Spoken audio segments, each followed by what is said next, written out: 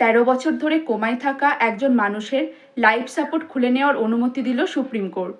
ভারতের ইতিহাসে এই প্রথম প্যাসিভ ইউথেনেশিয়া অনুমোদন করলো আদালত। কিন্তু প্রশ্ন হলো, এটি কি মৃত্যুর অনুমতি নাকি মর্যাদার সাথে মৃত্যুর অধিকার?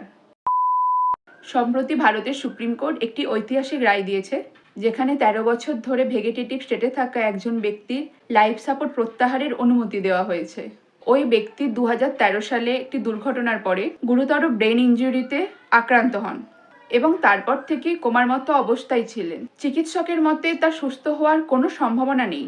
এই পরিস্থিতিতে তার পরিবার আদালতের কাছে আবেদন করে যাতে তার লাইফ সাপোর্ট সরিয়ে নেওয়ার অনুমতি দেওয়া হয়।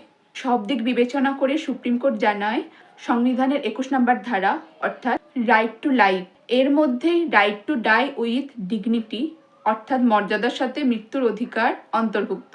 তাই আদালত বলেছে, নির্দিষ্ট প্রক্রিয়া মেনে এবং বিশেষজ্ঞ মেডিকেল বোর্ডের মতামতের ভিত্তিতে প্যাসিভ ইউথেনেশিয়া অনুমোদন করা যেতে পারে। এখানে একটি বিষয় পরিষ্কার করা জরুরি, প্যাসিভ ইউথেনেশিয়া মানে কাউকে ইচ্ছাকৃতভাবে হত্যা করা নয়, বরং একজন রোগী যখন দীর্ঘদিন ধরে লাইফ সাপোর্টে বেঁচে আছে এবং তার সুস্থ হওয়ার কোনো সম্ভাবনা নেই, তখন চিকিৎসা যন্ত্র বা লাইফ সাপোর্ট সরিয়ে নেওয়াকে বোঝায়। আইন বিশেষজ্ঞদের মতে এই রায় ভবিষ্যতে ভারতের right to die with dignity নিয়ে আরও বড় আইনি আলোচনার পথ খুলে দিতে পারে।